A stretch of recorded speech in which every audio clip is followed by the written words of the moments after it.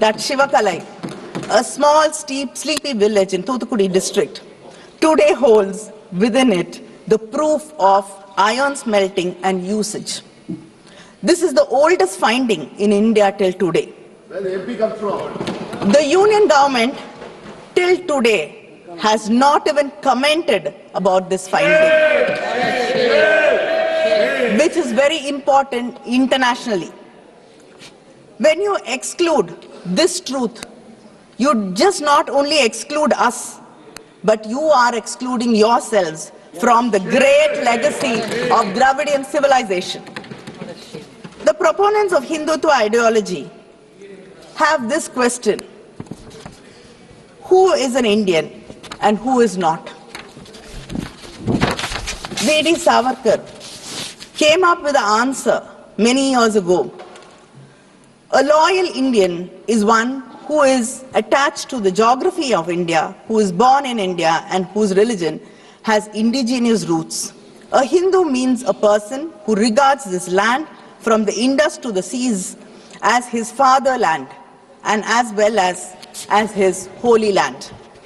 But let me remind this House of the words of Sardar Vallabhbhai Patel, a Congress leader who you seem to have taken over and invoke frequently. In 1947, when it was suggested to him that India should be declared as a Hindu state, Sardar Patel replied, "We must not forget that there are, quote, that there are other minorities whose protection is our primary responsibility." In 1950, he stated, "Ours is a secular state." I like to underline, he said that ours is a secular state, and we cannot fashion our politics in the way of Pakistan is doing. Here, every Muslim should feel that he is an Indian citizen and has equal rights as an Indian. The government celebrates Sardar Vallabhbhai Patel. It disregards most of his fundamental principles. If you truly respect him, please protect every citizen, honor every culture, and stop selective imposition of one ideology over the rest. Building a 3,000 crore statue of unity is not paying respect to him. Please understand his words and implement it. That is true tribute to any leader. But this government ensures in every possible way that the minorities of this country do not feel comfortable. They are kept on edge and feel like outsiders. The CAA, Triple Talaq, the Work Board Bill, the Uniform Civil Code, mob lynching and state excesses are the unending examples of how you push the minorities and make them feel threatened. In August 2019, this government revoked the autonomy of Kashmir, the only Muslim majority state in India, and made it a union territory. Around the same time, you passed a new amendment to the anti-terror law. This amendment ensured and gave you the right to classify individuals as terrorists and promoters of terrorism. And under this law, hundreds of Kashmiri politicians, activists were jailed, civil liberties were suspended, and protests banned. A few months later, the CAA, this provided a fast track to citizenship for many minority communities. The law specified that communities which could use this law were Buddhists, Christians, Hindus, Jains, Parsis, and Sikhs. These communities made it to the list, but the Muslims were omitted despite their presence in countries where they are minorities and have been persecuted and have even suffered violent attacks. And in many of the BJP-ruled states, you've coined a term, love jihad, where adult men and women are not allowed to get married to each other because they belong to different religious groups. And your reasoning is that Hindus will become a minority in this country. India has 14% Muslim population and almost 80% Hindu population. Creating false narratives like this is your way of politics. But at least let people, individuals who have the right to make a personal choice in their private lives, let them live a life. And we've seen in most of the BJP-ruled states, mobs assault minorities while the police stand idle.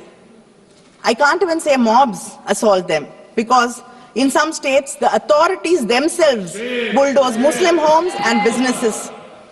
And lynchings cannot become widespread without atmosphere of impunity which you are ready to give. Attack on civil society groups are surging. Any voice of dissent is called anti-national. In November 2021, the National Security Advisor, Ajit Doval, told the graduating class of the National Police Academy in Hyderabad, the new frontiers of war is the civil society. The National Security Advisor tells the National Police Academy in Hyderabad that the new frontiers of war is the civil society. Since 2015, close to 17,000 civil society organizations have been denied registration or renewal. Next, the Christian NGOs are disproportionately losing their FCRA licenses. Out of the 2,257 NGOs who've lost their FCRA licenses, 1,626 are affiliated with Christian social programs. This is a targeted financial stranglehold on organizations that serve the India's most vulnerable population. The Christian community, which constitutes around 11.54% of the total religious population, operates 72% of all religious minority schools in India, and over 5,000 hospitals in rural places.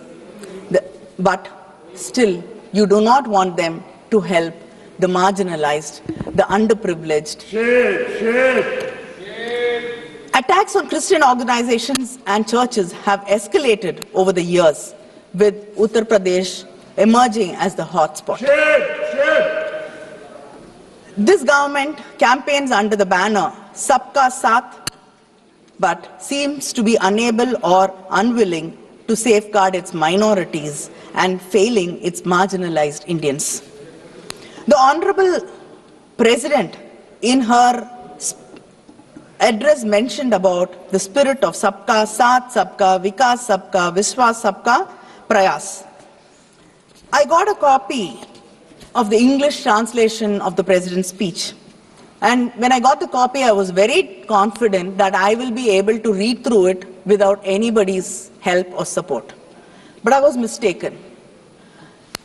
Even to get through one page, I needed help of translators, because this speech has been studded and sprayed liberally with Hindi and Sanskrit phrases, which happen to be the names of schemes or the policy of the ruling government, which is in slogans.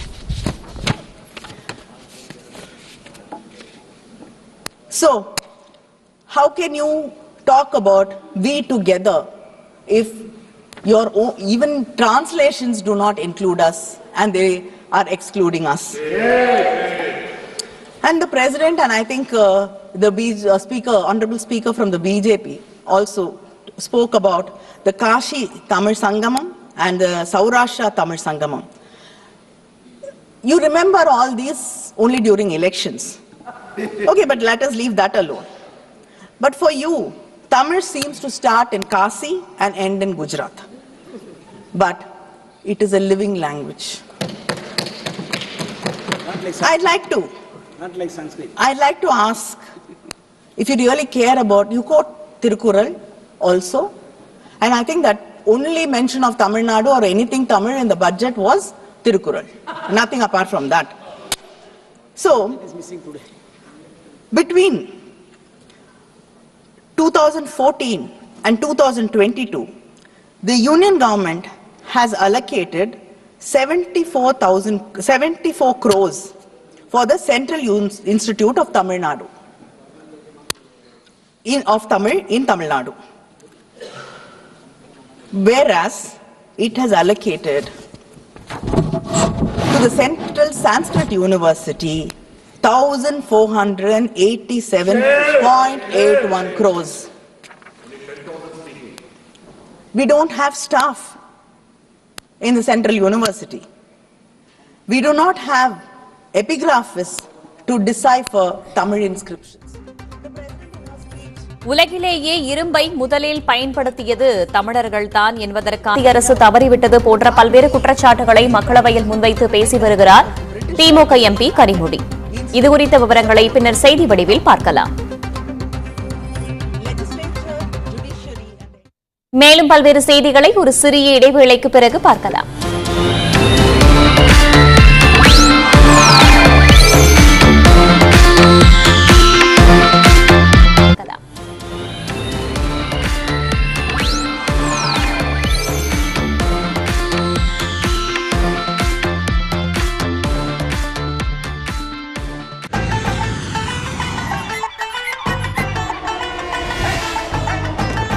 பயணங்கள் வெறும் சுவாரஸ்யம் மட்டுமல்ல,